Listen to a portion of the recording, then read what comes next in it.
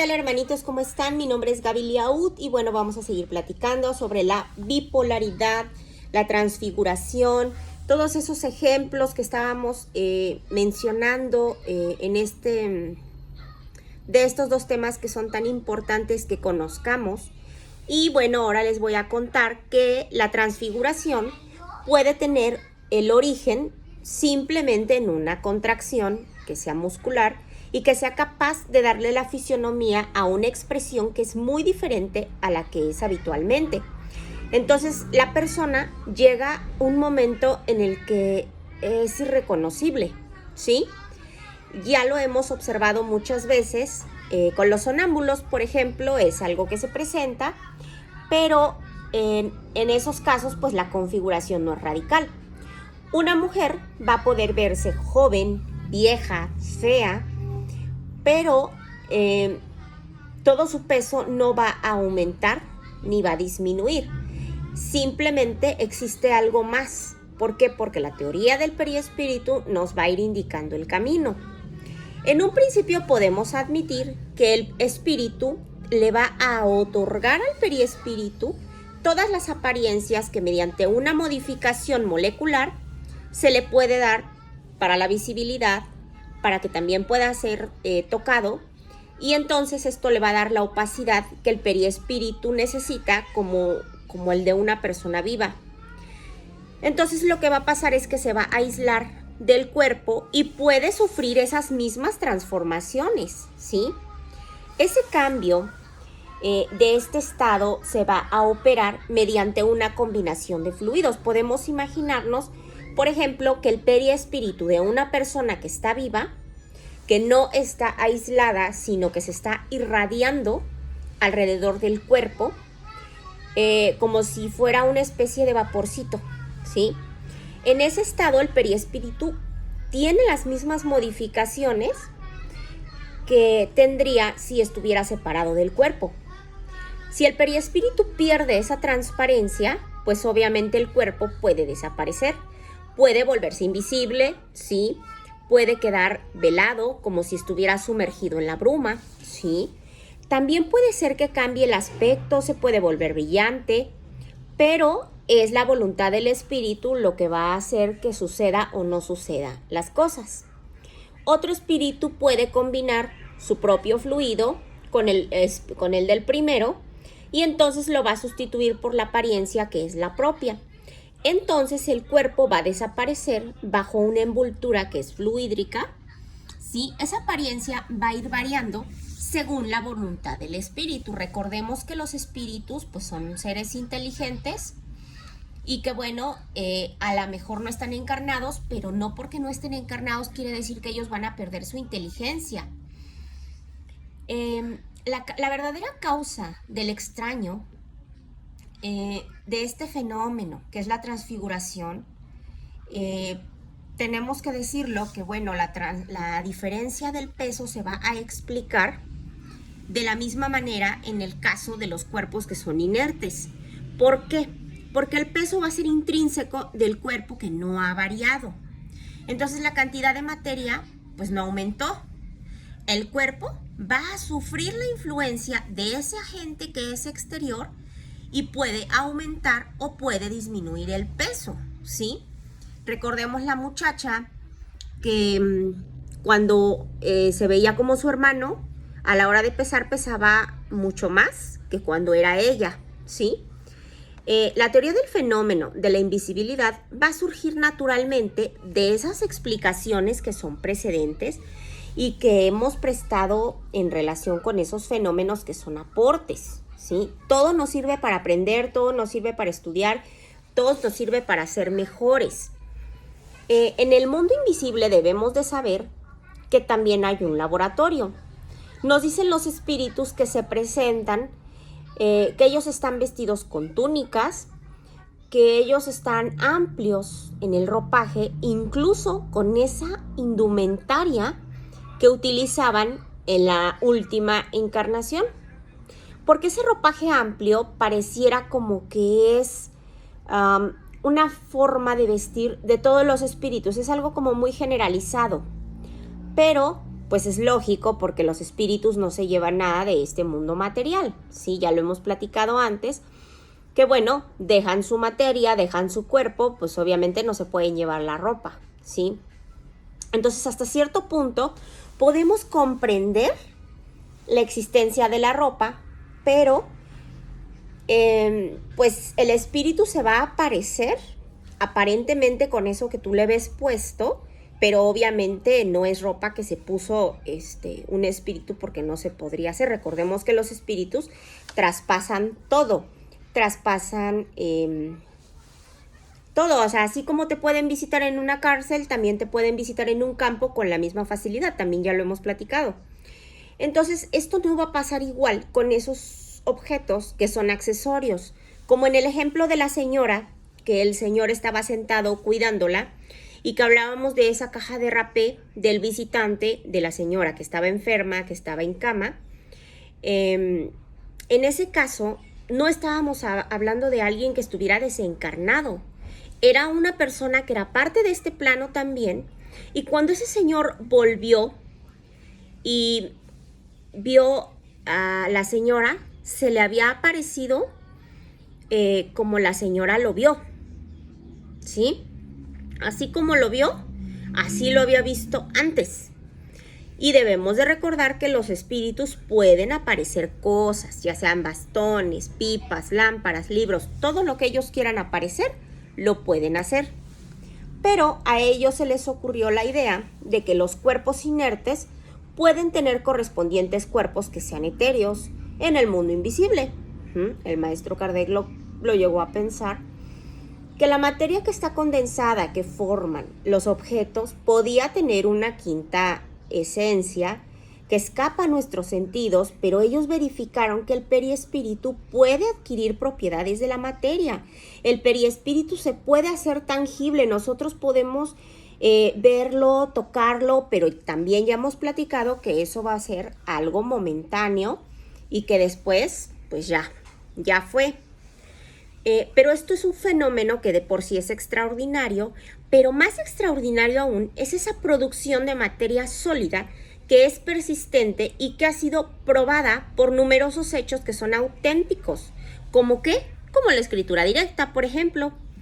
Esa escritura directa también la llamamos neumatografía, y esta es algo que se produce de manera espontánea y es el concurso de la mano, del medium y del lápiz. No es necesario nada de esto. Simplemente se tiene que tomar una hoja de papel que esté en blanco, y esto puede ser adoptando las precauciones necesarias para poder asegurarse de que no vamos a ser víctimas de una superchería. La vamos a doblar esa hoja, la vamos a depositar en alguna parte, ya sea en un cajón, en un mueble. La cosa es que esté doblada y esté puesta la hoja. Después, si se llegaran a dar las condiciones favorables, al cabo de un tiempo, puede ser más o menos prolongado, podemos encontrar en ese papel letras, signos diversos de palabras, frases o a veces hasta disertaciones. Y la mayoría de las veces vamos a trazar una sustancia que es como grisácea, que es semejante al grafito, ¿sí? O con un lápiz rojo, puede ser tinta común, puede ser hasta tinta de imprimir, ¿sí? Es poco común esa reproducción, no es tan rara, puesto que hay personas que lo obtienen con mucha facilidad. Ponen su hojita doblada y cuando ven ya tienen una comunicación. Pero si junto a este lápiz, si junto a este papel ponemos un lápiz, si fuera el caso, podríamos suponer que el espíritu va a agarrar el lápiz y se va a poner a escribir. Pero bueno, si el papel está enteramente solo, pues es evidente que esa escritura va a ser formada por una materia que se deposita en ese papel. No es que el espíritu vaya a agarrar el lápiz y vaya a escribir, sino que se deposita una materia en ese papel que estaba en blanco, ¿sí? El espíritu de San Luis le proporcionó al maestro Kardec respuestas, porque él quería saber si cuando un espíritu tiene aparentemente el rapé, estaba experimentando lo mismo que experimentaría alguien que está encarnado, ¿sí? Entonces el espíritu le dice que no, que simplemente era una apariencia y que era para que esa circunstancia fuera notada, así como sucedió para que esa aparición no se tomara como si hubiera sido una alucinación.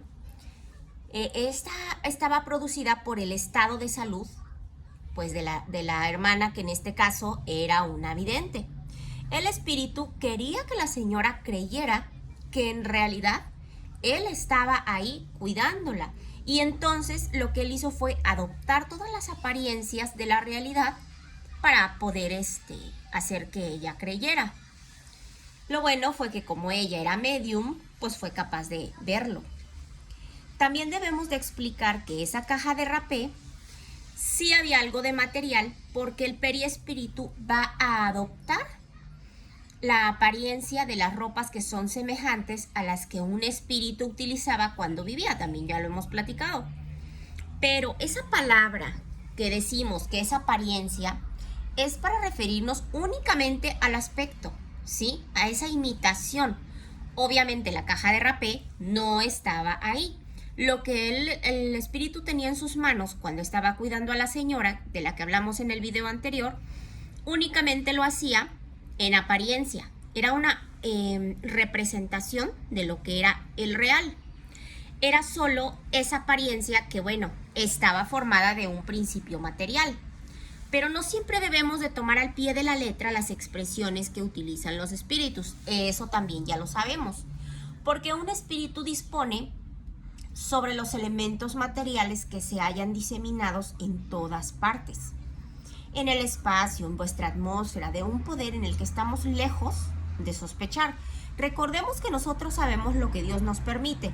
Hasta ahí es lo que sabemos y lo que conocemos. Más aparte, lo que los espíritus nos pueden explicar, porque no siempre, hay cosas que ellos saben hacer, pero que no saben cómo explicárnoslo.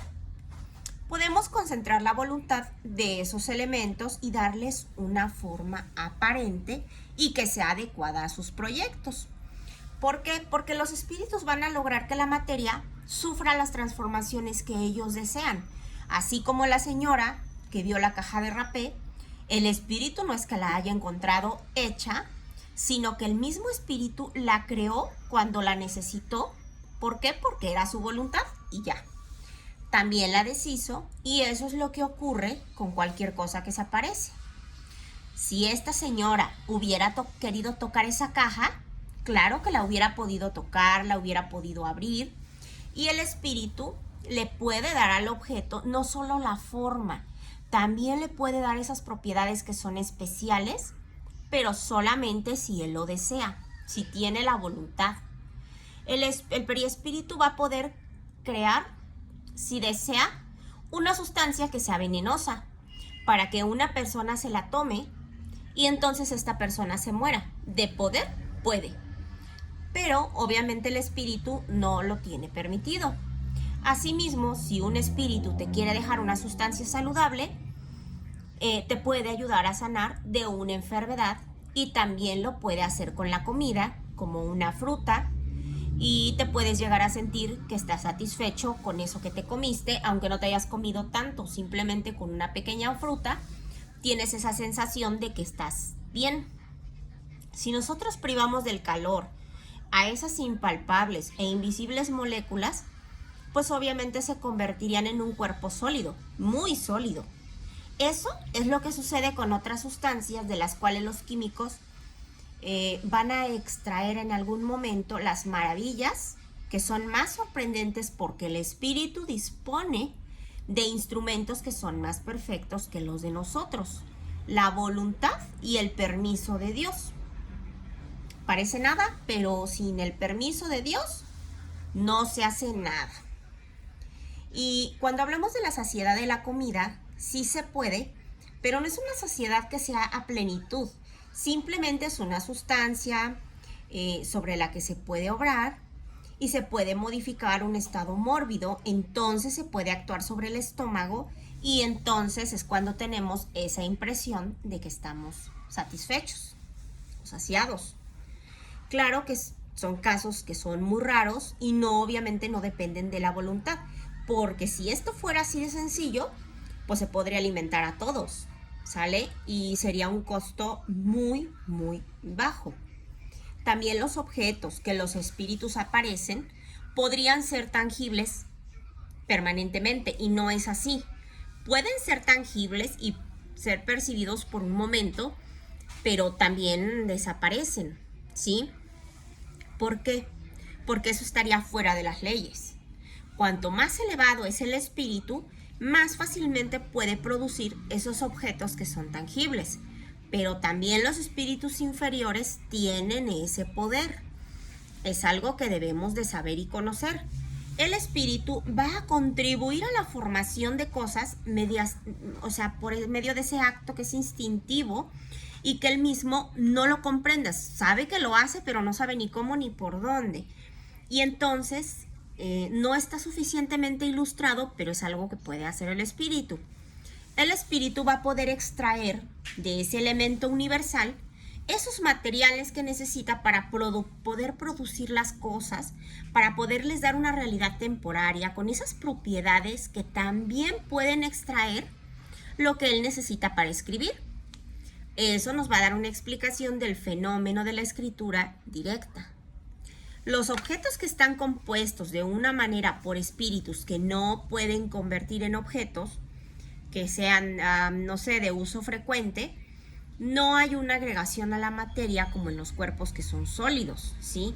Porque el espíritu va a actuar sobre la materia, va a extraer de la materia cósmica universal esos elementos necesarios para poder formar objetos que tengan la apariencia de diversos cuerpos que existen en la Tierra, ¿sí? También se puede, mediante la voluntad del espíritu, que se opere la materia elemental, y entonces es una transformación que es íntima y que le confiere propiedades.